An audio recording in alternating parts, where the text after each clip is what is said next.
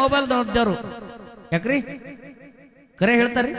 ಬೆಕ್ಕದಂತ ಮಠಾಧೀಶರಿರ್ಲಕ್ಕ, ಅವ್ರು ಬೆಕ್ಕದಂತ ತತ್ವಜ್ಞಾನಿಗಳಿರ್ಲಕ್ಕ, ಬೆಕ್ಕದಂತ ದೇವರುಗಳಿರ್ಲಕ್ಕ ಸ್ವಲ್ಪ ಸುಳ್ಳು ಹೇಳಕ್ ಕಲಿಸೋದಂದ್ರೆ ಮೊಬೈಲ್. ಮೊಬೈಲ್ ಹುಚ್ಚಿ ಇಟ್ಟೈತಿ ಜಗತ್ತದೊಳಗ, ಅದು ಯಾನು ಹೇಳಬಾರ್ದು.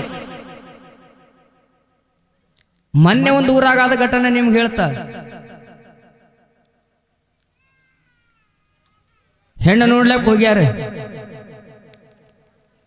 ಇವೆಲ್ಲ ಕೇಳಂಗದವ್ ನಿಮ್ಗೆ, ಇದು ಆದ ಘಟನೆಗಳೆಲ್ಲ.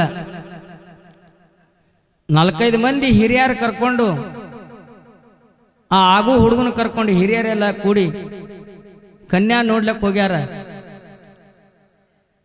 ಹುಡುಗಿನ ತಂದು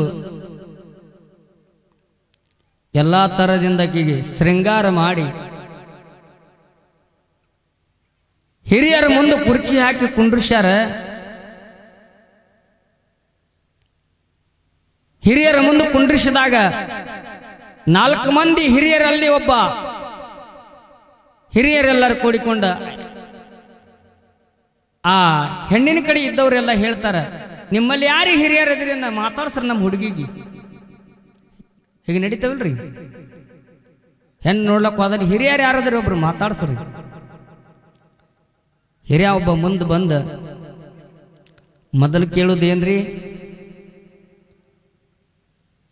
ಕನ್ಯಾ ನೋಡ್ಲಕ್ ಹೋದಾಗ ಮೊದಲು ಏನ್ ಕೇಳ್ತೇವೆ ನಾವೆಲ್ಲ?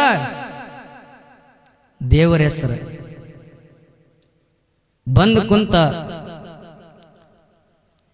ಆ ಹುಡುಗಿನ, ತಂಗಿ ನಿಮ್ಮ ಮನಿ ದೇವ್ರ ಹೆಸರು ಏನವ ಅಂತ ಕೇಳಿದಾಗ, ಮನಿ ದೇವ್ರ ಹೆಸರು ಏನನ್ಬೇಕು?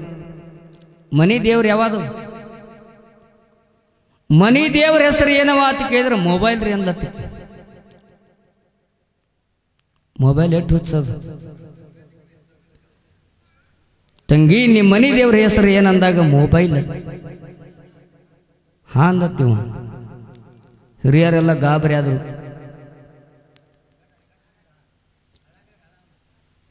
ಯಾನ್ ಹುಚ್ಚದು ಶಾಣೆಯಾದ ಹುಡುಗಿ ಚೆಕ್ ಮಾಡ್ಬೇಕು ಪಕ್ಕ ತಿಳ್ಕೊಂಡ. ಮನಿ ದೇವ್ರ ಹೆಸರು ಕೇಳಿದ ತಕ್ಷಣ ಏನು ಕೇಳ್ತಾರ? ತಂದೆ ಹೆಸರು ಕೇಳ್ತಾರ. ನಿಮ್ಮ ಅಪ್ಪನ ಹೆಸರು ಏನವ ಅಂತ ಕೇಳಿದ್ರೆ ಏನ್ ಹೇಳ್ಬೇಕಿ? ವಾಟ್ಸಪ್ ರೀ ಅಂದ್ಲತ್ತಿಕ್ಕಿ. ವಾಟ್ಸಪ್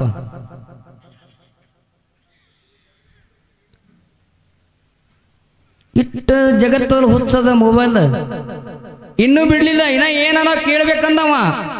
ಹಿರಿಯನು ಜರ ಚಾತದ ಅಂದ್ರೆ ಬಾಳ ಹಿರಿಯರು ಹಿಂದಿನ ಕಾಲದ ಶಾಣ್ಯರು ಬಾಳ. ಅವರು ಹಿಂದಿನ ಕಾಲ ಮಂದಾಗ ಹೆಂಗ್ ಶಾಣ್ಯರ್ ಅಂದ್ರೆ, ಹೆಣ್ಣು ನೋಡ್ಲಕ್ ಹೋದ್ರಂದ್ರೆ ಅವ್ರ ಮನ್ಯಾಗ ಏನೂ ಕೇಳ್ತಿದ್ಲತ್ತ. ಅವ್ರ ಮನ್ಯಾಗ ಬಾಂಡ್ಯಗಳು ಸ್ವಚ್ಛ ಇದ್ದು, ಅವ್ರ ಮನಿ ಸ್ವಚ್ಛ ಇತ್ತಂದ್ರೆ ಈ ಮನಿ ನಡೀತಿ ಚಲೋ ಅದ ತಿಳ್ಕೊಂಡು ಹೆಣ್ಣು ತಗೋತಿದ್ರತ್ತಾಗ ಹಿಂದಿನ ಕಾಲದ ಮಂದಾಗ. ಅಷ್ಟು ಶಾಣೆ ಮಂದಿ ನಮ್ಮ ಹಿಂದಿನ ಮಂದಿ. ಮತ್ತ ಅವ್ರ ಕನ್ಯಾ ಕೊಡ್ಲಕ್ ಇವ್ರ ಮನಿಗೆ ಬಂದ್ರಂದ್ರ ಅವ್ರು ಇವ್ರ ಮನ್ಯಾಗ ಯಾರು ನೆರಮನೆಯವ್ರು ಹೊರಮನೆಯವ್ರು ಏನು ಹೇಳೋದು ಬೇಕಾಗಿಲ್ಲ. ಇವ್ರ ಮನಿ ವಾತಾವರಣ ಹೆಣ್ಣು ಈ ಮನಿಗೆ ಕೊಡ್ಬೇಕಾದ್ರೆ ಅವ್ರು ಏನ್ ನೋಡ್ತಿರ್ತ ಕೇಳಿದ್ರೆ, ಅವ್ರ ಮನ್ಯಾನ ಎತ್ತುಗಳು ನೋಡ್ತಿರ್ತ, ಅವ್ರ ಮನ್ಯಾನ ದಿಂಡುಗಳು ನೋಡ್ತಿದ್ರತ್ತ ಅವ್ರು. ಇದೆಲ್ಲ ವಾಸ್ತವ್ಯದ ಸತ್ಯದ ವಿಷಯಗಳಿವೆಲ್ಲ. ಕೇಳಂಗಾದ ಎತ್ತು ಶಾಣ್ಯಾರ ನಮ್ಮ ಹಿರಿಯರೆಲ್ಲ. ಹಂಗ ನಿಮ್ಮ ತಂದೆ ಹೆಸರು ಏನಂತ ಕೇಳಿದ್ರೆ ವಾಟ್ಸಪ್ ರೀ ಅಂದತ್ತ. ನಿಮ್ಮ ಮೌನ ಹೆಸರು ಸ್ಟೇಟಸ್ ರೀ ಅಂದ್ಲತ್ತ. ಹುಚ್ಚ ಹಿಡಿತತ್ತೀವಿ. ಬಾಯಿ ನಿಮ್ಮ ಗ್ರಾಮ ಇನ್ಸ್ಟಾಗ್ರಾಮ ನೋಡಿ ಹೆಂಗದಾವ. ಎಷ್ಟು ವಿಚಾರಗಳದ ನೋಡು. ಇದು ಆದಿದ ವಿಚಾರಗಳು ಇವೆಲ್ಲ ಕಾಮಿಡಿ ವಿಷಯ. ನಿಮ್ಮ ಗ್ರಾಮ ಯಾವ್ದತ್ತ ಕೇಳಿದ್ರ ನನ್ನ ಇನ್ಸ್ಟಾಗ್ರಾಮ್ ಅಂದತ್ತ. ತಂಗಿ ಅವಾಗ ಅಂದತ್ತಿ, ಹಿರೇ ಸಾಲಿಯರಿ ಕಲಿತೀನಿ ಅಂತಿದಿ, ನಿನಗರೆ ಮೊಬೈಲ್ ಹುಚ್ಚಿಟ್ಟದ. ಏನರೇ ಯಾವ ಬುಕ್ಕರಿ ಓದಿದೀನಿ ಅಂದತ್ತಕ್ಕಿ. ಅವ ಹಿರೇ ಯಾವ ಬುಕ್ಕರಿ ಓದಿದೀನಿ ಹಿಂಗ ಆಗೋಗ್ಲಕ್ಕ ಕಾರಣ ಏನು? ಯಾವ ಬುಕ್ಕರಿ ಓದಿದೆ ಅತ್ತನ್ನಕ್ಕಿ ಫೇಸ್ಬುಕ್ ಓದಿನಿ ಅಂದತ್ತಕ್ಕಿ. ಹಿರಿಯಾಗ ಸಿಟ್ಟು ಬತ್ತತ್ತ. ಬೆಡಗ ಇಟ್ಟು ಹೇಳಿಬಿಡು ಹೋಗಿಬಿಡ್ತೀನಿ ಅನ್ನತ್ತವ. ನಿಮ್ ಬೆಡಗೇನದ ಅದಿಟ್ಟು ಹೇಳ್ಬಿಡು ಹೋಗಿಬಿಡ್ತೀನಿ ಅನ್ನತ್ತ. ಬೆಡಗದ ಯಾಪ ಏನ ಡೌನ್ಲೋಡ್ ಮಾಡ್ಕೊಂಡಿಲ್ಲ ಹಂಗಲ್ಲಂತ. ಮೊಬೈಲ್ ಹುಚ್ಚ ಜಗತ್ತೆಲ್ಲ ಎಷ್ಟು ಫಾಸ್ಟ್ ಆಗೈತೆ ಅಂತ ಕೇಳಿದ್ರ, ನಾವು ಎಷ್ಟು ಫಾಸ್ಟ್ ತನದಿಂದ ಎಷ್ಟು ಅವಸರ ಮಾಡ್ತೀವಿ ಅಷ್ಟು ಅವಸರ ನಾವು ಹೋಗ್ಲಿಕ್ಕೆ ಬಂದೇವ ತಿಳ್ಕೋಬೇಕು. ಹಿಂದಿನ ಕಾಲ ಬಂದಾಗ 3 ದಿವಸ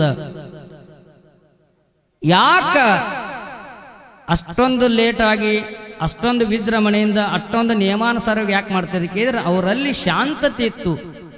ಶಾಂತತೆ ಇದ್ರೆ ಮನುಷ್ಯ ಯಾವತ್ತು ನಿಧಾನವಾಗಿ ನೋಡ್ರಿ. ನೀವು ಆಮಿ ಮಲದ ಓಟ ನೀವೆಲ್ಲರೂ ಕೇಳಿರಿ,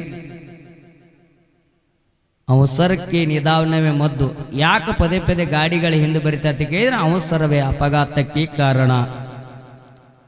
ಯಾವುದೂ ಅವಸರ ಒಳ್ಳೆಯದಲ್ಲ. ಅದಕ್ಕ ಸಿದ್ದೇಶ್ವರ ನಿನಗೆ ಏನ ಪರಮಾತ್ಮ ನಿನಗೆ ಏನ ತಿಳಿತದ ಅನ್ನೋದು ಕರುಣಿಸು. ನಿನ್ನ ಮಾತಿನಂತೆ ನಾ ಮರೆತ ಲೋಕಕ್ಕೆ ಹೋಗ್ತೀನಿ. ಕರೆ ಮಾನವರು ಹೊಟ್ಟ್ಯಾಗ ಮಾತ್ರ ನನ್ನನ್ನು ಹುಟ್ಟಿಸಬೇಡ, ಮಲಮೂತ್ರ ಮೌಷಧಗಳು ನನ್ನನ್ನು ಮುಳುಗಿಸಬೇಡ. ಯಾವ ರೀತಿ ನನ್ನ ದರಿಗೆ ಕಳಿಸ್ತಂತಕ್ಕಂಥದ್ದು ಅದು ನೀನು ವಿಚಾರ ಮಾಡಿ ಕಳಿಸು ಅಂತ ಹೇಳಿ ರೇವಣ ಸಿದ್ದೇಶ್ವರರು ಪರಮಾತ್ಮಗೆ ಅಂಗಲಾಚಿ ಬೇಡಿಕೊಂಡರು. ಭಗವಂತ ವಿಚಾರ ಮಾಡಿ ರೇವಣ ಸಿದ್ದೇಶ್ವರರಿಗೆ ಹೇಳ್ತಾ ಇದ್ದಾರೆ, ರೇಣುಕಾ ಗಣಾಧೀಶ, ನಾನು ಹೇಳಿರ್ತಕ್ಕಂಥ ವಸ್ತುಗಳನ್ನು ತಗೋ. ನಾನು ಒಂದು ಜಾಗ ಹೇಳ್ತೀನಿ, ಆ ಸ್ಥಳದಲ್ಲಿ ನೀನು ಹ್ಯಾಂಗ ಉದಯ ಆಗಬೇಕಂತಕ್ಕಂಥದ್ದು ನಿನಗೆ ದಾರಿನೂ ಹೇಳ್ತೀನಿ. ಅದು ಸ್ಥಾನ ಎಂಥದೈತೆ ಅಂದ್ರೆ ಅದು ಬಹಳ ಪವಿತ್ರವಾಗಿರ್ತಕ್ಕಂಥ ಸ್ಥಾನ. ಆ ಗ್ರಾಮ, ಅಲ್ಲಿ ಕೊಲೆ ಸುಲಿಗೆಗಳಿಲ್ಲ, ಅನ್ಯಾಯ ಅತ್ಯಾಚಾರಗಳಿಲ್ಲ, ಧರ್ಮಗಳಿಲ್ಲ, ಪಾಪಗಳಿಲ್ಲ. ಪಾಪಗಳಲ್ಲಿ ಇರೋದಲ್ಲಿ ಕಷ್ಟಗಳು ಇಲ್ಲ.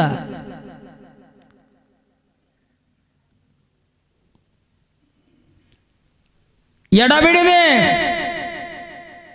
ಸೋಮನಾಥ ಲಿಂಗದಿಂದ ನನ್ನನ್ನು ಆರಾಧಿಸುವಂತ ಭಕ್ತರಿದ್ದಾರೆ ಮರ್ತ ಲೋಕದಲ್ಲಿ. ಅದು ಎಲ್ಲೆತ್ತಿ ಕೇಳಿದ್ರೆ ಆಂಧ್ರ ರಾಜ್ಯದಲ್ಲಿ ಕೊಲ್ಲಿಪಾಕಿ ಎಂಬ ಸೋಮನಾಥ ಲಿಂಗದಲ್ಲಿ ಆ ಕೊಲ್ಲಿಪಾಕಿ ಜನರು ಏನು ಮಾಡ್ತಾರೆ ಅಂತ ಕೇಳಿದ್ರೆ ಪ್ರತಿ ಸೋಮವಾರ ಪ್ರತಿನಿತ್ಯ ಪೂಜೆ, ಪ್ರತಿ ಸೋಮವಾರ ಜಾಗರಣೆ ಮಾಡ್ತಾ ಇದ್ದಾರೆ, ನನ್ನನ್ನು ಆರಾಧಿಸ್ತಾ ಇದ್ದಾರೆ, ಪೂಜಿಸ್ತಾ ಇದ್ದಾರೆ. ಕೊಲ್ಲಿಪಾಕಿ ಎಂಬ ಪಟ್ಟಣದಲ್ಲಿ ಪಾಪಗಳಿಲ್ಲ, ಅನ್ಯಾಯಗಳಿಲ್ಲ, ಅತ್ಯಾಚಾರಗಳಿಲ್ಲ, ಅಧರ್ಮಗಳಿಲ್ಲ, ಬಹಳ ಪವಿತ್ರವಾಗಿರ್ತಕ್ಕಂಥ ಗ್ರಾಮದು. ಆ ಗ್ರಾಮದಲ್ಲಿ ನೀನು ಉದಯಿಸಬೇಕು. ಪರಮಾತ್ಮ ನಿಶ್ಚಯ ಮಾಡಿದ್ದಾನೆ. ದೇವರು ಬರಬೇಕಾದ್ರೆ ಅಂತ ಪುಣ್ಯ ಸ್ಥಳಗಳನ್ನ ನೋಡ್ತಾನೆ. ಈಗ ನಿಂಗರಾಯಿ ಮುತ್ತೆ ಹಳೆ ಊರದಿಂದ ನೀವು ಹೊಸೂರಿಗೆ ತರಬೇಕಂತ ಬಹಳಷ್ಟು ವರ್ಷ ಪ್ರಯತ್ನ ಮಾಡಿದ್ದೀರಿ.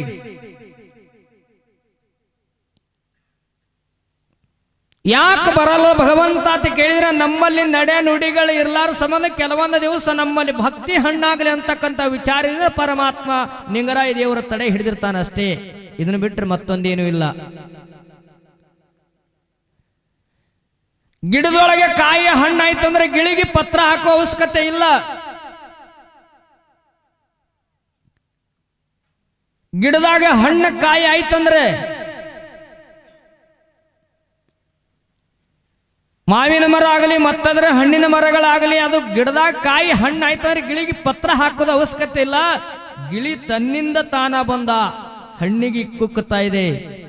ಹಂಗ ನಿಮ್ಮಲ್ಲಿ ಭಕ್ತಿ ಹಣ್ಣಾಯ್ತಂದ್ರೆ ದೇವರಿಗೆ ನಾವು ಕರೀದು ಅವಶ್ಯಕತೆ ಇಲ್ಲ. ದೇವರು ತಾನೇ ಬಂದು ನಮ್ಮಲ್ಲಿ ಸೇರ್ತಾ ಇದ್ದಾನೆ. ಹಂಗ ಇಂಗಳಿಗೆ ಗ್ರಾಮದ ಸಮಸ್ತ ಹಾಲಮತ್ತ ಗುರು ಇರೋರು ಈ ಗ್ರಾಮದ ಜನರ ಮನಸ್ಸು ಭಕ್ತಿ ಯಾವಾಗ ಹಣ್ಣಾಗ್ಯದ ಅಂತ ಕೇಳಿದ್ರೆ ಈಗ ಹಣ್ಣಾಗ್ಯದ. ಅದಕ್ಕೆ ನಿಂಗರಾಯ ಮತ್ತೆ ಎದ್ದು ಬರ್ಲಕ್ಕೆ ಪ್ರಾರಂಭ ಮಾಡಿದ್ದಾನೆ. ಎಲ್ಲರೂ ಚಪ್ಪಾಳೆ ತಟ್ಟಬೇಕು.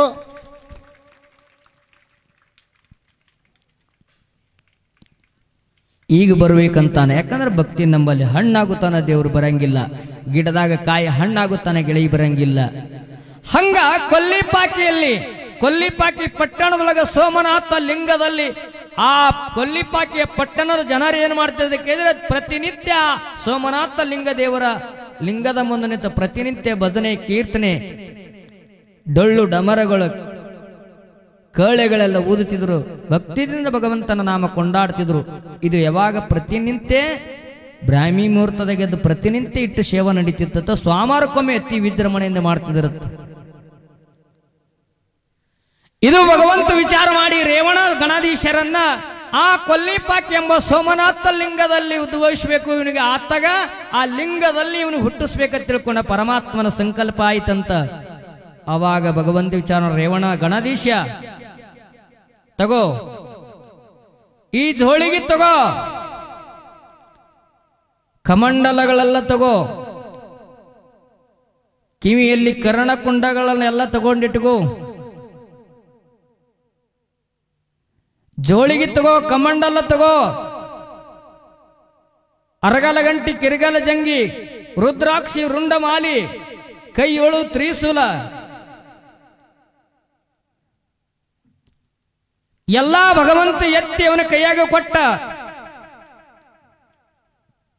ನಾಳೆ ಬರುವ ಸೋಮವಾರ ದಿವಸ ಬ್ರಾಹ್ಮಿ ಮುಹೂರ್ತದಲ್ಲಿ ಕೊಲ್ಲಿಪಾಕಿ ಜನ ನನ್ನ ಲಿಂಗದ ಮುಂದೆ ನಿಂತು, ಸೋಮನಾಥ ಲಿಂಗದ ಮುಂದೆ ನಿಂತು ಬ್ರಾಹ್ಮಿ ಮುಹೂರ್ತದಲ್ಲಿ ಬಂದು ಎಲ್ಲಾ ಭಕ್ತ ಜನರಲ್ಲೂ ಬಂದು ಕುಣಿದು ಕುಪ್ಪಳಿಸಿ ಹಾಡಿ ಗುಣಗಾನ ಮಾಡಿ ವರ್ಣ ಮಾಡುವಂತ ಸಂದರ್ಭದಲ್ಲಿ ಭಕ್ತಿಯ ಒಂದು ಸ್ವಾರಸ್ಯದ ಒಂದು ನಾದ ದಿಮಿ ದಿಮಿ ನಾರ್ದು ಹಿಡಿದಿರ್ತೈತಲ್ಲ, ಆ ನಾದಿನ ಸಮಯದಲ್ಲಿ, ಆ ಪೂಜಾ ಸಮಯದಲ್ಲಿ ಬ್ರಾಹ್ಮಿ ಮುಹೂರ್ತದಲ್ಲಿ ನೀನು ಏನ್ ಮಾಡಕ್ಕೆ ಹೇಳಿದ್ರೆ, ಕೊಲ್ಲಿಪಾಕಿಯ ಸೋಮನಾಥ ಲಿಂಗದಿಂದ ನಿನ್ನ ಧ್ಯೇಯದ ರೂಪವಾಗಿ ಆ ಲಿಂಗದೊಳಗಿಂದ ನೀನು ಉದಯ ಆಗುವಂತ ತಿಳ್ಕೊಂಡು ವರದ ಹಸ್ತ ಪರಮಾತ್ಮ ಇಡ್ತಾ ಇದ್ದಾನೆ ರೇವಣ ಸಿದ್ಧಗ.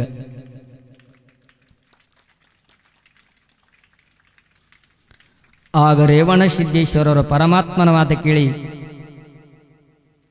ರುದ್ರಾಕ್ಷಿ ರುಂಡಮಾಲಿ, ಅರಗಲ ಗಂಟಿ ಕಿರಿಗಲ ಜಂಗ, ಕೈಯೋಳು ದಂಡುಕೋಲ, ಕೈಯೋಳು ತ್ರಿಶೂಲ, ಬಗಲಲ್ಲಿ ಜೋಳಿಗೆ, ನೊಸಲಿಗೆ ಈಬುತ್ತಿ ಏರಿಸಿ ಜಡಿ ಕಟ್ಟಿ ನೀಲಿ ವರ್ಣದ ದೇವ, ಸೋಮವಾರ ಬೆಳಗಿನ ಜಾವಕ್ಕ ಬ್ರಾಹ್ಮಿ ಮುಹೂರ್ತದಲ್ಲಿ ಭಜನಾ ಮಾಡುವಂತ ಜನರ ಮಧ್ಯದಲ್ಲಿ ಎಲ್ಲರೂ ಹಾಡಿ ಕುಣಿದಾಡಿ ನಲಿದಾಡಿ ಭಗವಂತನ ಗುಣಗಾನ ಮಾಡುವಂತ ಸಂದರ್ಭದಲ್ಲಿ ಅಲ್ಲಿ ಲಿಂಗದೊಳಗಿಂದ ಅಗಾಧವಾಗಿರ್ತಕ್ಕಂಥ ಶಬ್ದಗಳನ್ನು ಉತ್ಪತ್ತಿ ಆಗ್ತಾ ಇದೆ. ಕೊಲ್ಲಿಪಾಕಿ ಜನ ಅಂದ್ರು ಪ್ರತಿನಿತ್ಯ ಬರಂಗ್ ಬರ್ತೀವಿ, ಭಗವಂತನ ದರ್ಶನ ಮಾಡ್ತೀವಿ, ಸೋಮವಾರಕ್ಕೊಮ್ಮೆ ಬರ್ತೀವಿ, ಪ್ರತಿನಿತ್ಯನೂ ಬರ್ತೀವಿ, ಆದ್ರೆ ಸೋಮವಾರಕ್ಕೊಮ್ಮೆ ಅತಿ ಹೆಚ್ಚು ಭಗವಂತನ ಜಾಗರಣೆ ಮಾಡ್ತೀವಿ. ಎಂದೂ ಬರಲಾರದ ಲಿಂಗದೊಳಗಿನ ಶಬ್ದ ಇವತ್ತು ಉತ್ಪತ್ತಿ ಆಗ್ಲಕತ್ತದಲ್ಲಿ ಏನು ಕಾರಣ ತಿಳ್ಕೊಂಡು ಅಂಜಲಿಲ್ಲ. ನಾವೆಲ್ಲ ಅಲ್ಲಿ ಏನಾರ ಶಬ್ದಗಳಾಗಲಕತ್ತ ನಾವು ಎಲ್ಲಿ ದೇವರತ್ತು ಬಿಟ್ಟು ಓಡ್ತೀವಿ ಕರಿ. ಆ ಜನರು ಹಂಗಿರ್ಲಿಲ್ಲ, ಬಹಳ ದೃಢ ಭಕ್ತಿ ಉಳ್ಳವರಿದ್ರವರು. ಏನೇ ಆದ್ರೂ ಅಂಜಲಿಲ್ಲ ಅವರು.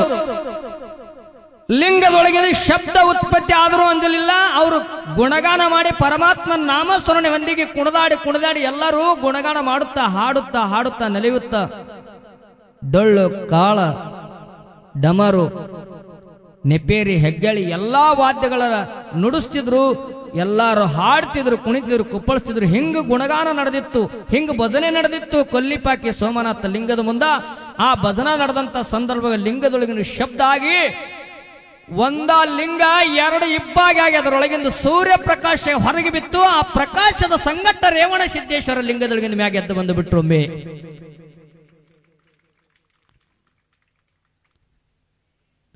ಜಗದ್ಗುರು ರೇವಣ ಸಿದ್ದೇಶ್ವರ ಮಹಾರಾಜ್ ಕಿ. ಯಾವಾಗ ಲಿಂಗದೊಳಗಿನ ರೇವಣ ಸಿದ್ಧ ಎದ್ದ, ರುದ್ರಾಕ್ಷಿ ರುಂಡಮಾಲಿ, ಕೈಯೊಳು ತ್ರಿಶೂಲ, ಬಗಲಲ್ಲಿ ಜೋಳಿಗೆ, ದಂಡಕೋಲ, ಕಾಲಲ್ಲಿ ಆವಿಗೆ, ನೀಲಿ ವರ್ಣದ ದೇಹ ಏರಿಸಿ ಜಡಿ ಕಟ್ಟಿ ಏನು ನಿಂತ ರೇವಣ ಸಿದ್ಧ ಕೊಲ್ಲಿಪಾಕ ಜನ ಎಲ್ಲ ಓಡಿ ಬಂದು ಕಾಲು ಬೀಳಕತ್ತರು. ಸಾಕ್ಷಾತ್ ಪರಮಾತ್ಮ ಉದ್ಭವವಾದ ಲಿಂಗದಲ್ಲಿ ಅಂತ ತಿಳ್ಕೊಂಡು ಎಲ್ಲರೂ ಓಡಿ ಬಂದು ಪಾದ ಹಿಡ್ಲು ಕೊಡಕತ್ತು, ಪಾಳಿ ಹಚ್ಚಿ ನಮಸ್ಕಾರ ಮಾಡ್ಲಕತ್ತರು. ಇಲ್ಲಿ ಹೇಳ್ತಾರೆ ಕವಿಗಳು, ರೇವಣ ಸಿದ್ದೇಶ್ವರರು ಆ ಲಿಂಗದೊಳಗಿಂದ ಒಂದಿದ್ದಿರ್ತಕ್ಕಂಥ ಲಿಂಗ ಎರಡು ಇಬ್ಬಾಗಾಗಿ ಹಿಂಗ ರೇವಣ ಸಿದ್ಧ ಲಿಂಗದೊಳಗಿನ ಹಿಂಗ ಉದ್ಭವಿಸಿ ಬರುವಂತ ಟೈಮ್ದೊಳಗ ಇಡೀ ಭೂಮಂಡಲವೆಲ್ಲ ಅಳಿಗಾಡಿತ್ತ, ಭೂಮಂಡಲ ಎಲ್ಲ ಅಳಿಗಿಡ್ತಿತ್ತ. ಈ ಭೂಮಿ ಹೊತ್ತಿರ್ತಕ್ಕಂಥ ಆನೆಗಳು 8 ದಿಕ್ಕಿಗೆ 8 ಆನೆಗಳದಾವು. ರೇವಣ ಸಿದ್ದೇಶ್ವರರ ಉದ್ಭವಿಸಿ ಬರುವಂತ ಹೊಡೆತಕ್ಕ ಆನೆಗಳೆಲ್ಲ ತೆಲಿಬಾಗಿದ್ದು ಹೊತ್ತ. ಆದಿಶೇಷನ ಹೆಡೆ ಕುಂದಿತ್ತು. ಮಧ್ಯಭಾಗದಲ್ಲಿ ಆದಿಶೇಷ ಹೆಡಿ ಇಟ್ಕೊಂಡಲ್ಲ ಭೂಮಿಗೆ ಆಧಾರವಾಗಿ, ಆ ಆದಿಶೇಷನ ಹೆಡಿ ಸೈತಿ ಮುಗ್ಗಿತ್ತತ್ತು. ಅಷ್ಟೇ ಅಲ್ಲ, ರೇವಣ ಸಿದ್ದೇಶ್ವರರು ಉದ್ಭವಿಸಿ ಬರುವಂತ ಟೈಮದೊಳಗ ಹೊಳಿ ಹಳ್ಳ ಸಮುದ್ರಗಳೆಲ್ಲ ಉಕ್ಕಿ ಚಲ್ಲಾಡಿದೊತ್ತು. ಅಷ್ಟು ಭಯಂಕರವಾಗಿರ್ತಕ್ಕಂಥ ಅವತಾರ ರೇವಣ ಸಿದ್ದೇಶ್ವರ.